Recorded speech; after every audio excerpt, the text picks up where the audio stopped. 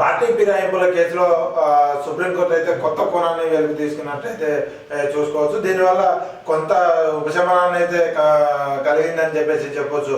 మొత్తానికి గతంలో ఎప్పుడు కూడా ఇలాంటి తీర్పు ఎప్పుడు ఇవ్వలేదు. ఓన్లీ స్పీకర్ హయాంలోనే ఉంటుంది. స్పీకర్ ఆదేశాలు స్పీకర్ ఏం చేసుకునే నిర్ణయాన్ని బట్టే ఉంటుందని చెప్పేసి సుప్రీంకోర్టు అయితే తేల్చి చెప్పింది. దీంతో బీఆర్ఎస్కి కొంత ఎదురు దెబ్బ అనేది తగిలిందని చెప్పుకోవచ్చు. ఇక మొత్తానికి మరోసారి స్పీకర్కి అయితే నోటీస్ ఇచ్చింది. ఇంకా గడువు కావాలని చెప్పేసి పోస్ట్పోన్ చేసింది.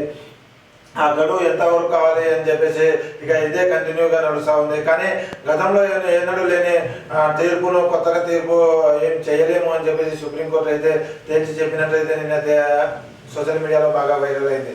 ఇక ఇదే విషయానికి వస్తే మెయిన్ టార్గెట్ దానం నాగేంద్ర కావచ్చు, తర్వాత తెల్లం వెంకట్రావు కావచ్చు, వీళ్ళ మీదనే ఎక్కువ టార్గెట్ చేసిన తర్వాత కడియం శ్రీహరి కూడా కావచ్చు, వాళ్ళ మీద ఎక్కువ టార్గెట్ చేసినట్లు అయితే తెలుస్తూ ఉంది. అయినా సుప్రీంకోర్టు అయితే ఏదైనా ఇక తేల్చేసింది అని చెప్పేసి కేసు అయితే తేలిపోయిందని చెప్పేసి సోషల్ మీడియాలో అయితే కొంత వైరల్ అవుతుంది. ఇక ఎస్ఎల్బీసీ టన్నెల్ ప్రమాదం విషయానికి వస్తే ఎస్ఎల్బీసీ టన్నెల్ ప్రమాదం విషయంలో మాత్రం 30 రోజుల తర్వాత మొత్తం 8 మంది చిక్కుకున్న దాంట్లో 30 రోజుల తర్వాత రెండో మృతదేహాన్ని వెలికి తీసినట్టు అధికారులు వెల్లడించారు.